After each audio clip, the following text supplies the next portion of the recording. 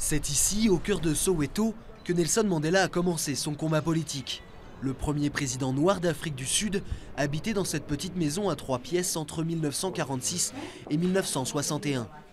Il a commencé ici comme avocat et père de famille, mais a ensuite sacrifié sa carrière et son premier mariage pour mener la lutte contre le régime de l'apartheid.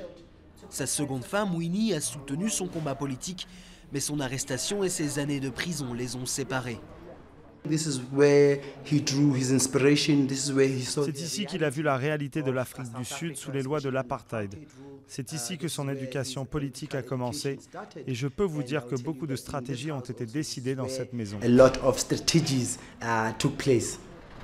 Ce quartier de Soweto est aujourd'hui devenu une attraction touristique, attirant des visiteurs du monde entier qui cherchent à mieux comprendre le parcours de Mandela.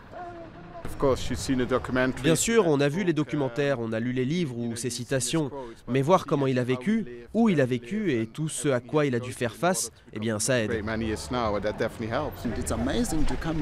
C'est incroyable de venir ici et de voir où il a vécu, où il est probablement devenu l'homme qu'il est. Au temps de Mandela, les Sud-Africains noirs étaient parqués dans des townships comme Soweto, selon les lois ségrégationnistes de l'apartheid.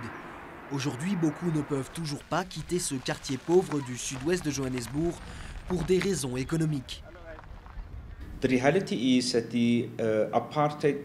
réalité est que le paysage urbain de l'apartheid reste prédominant, car il est très difficile pour les pauvres de trouver des logements en dehors des townships de l'apartheid. Les quartiers déshérités qui composent la majorité de Soweto sont un symbole des écarts économiques du pays, avec peu de logements, un fort taux de chômage et une criminalité élevée.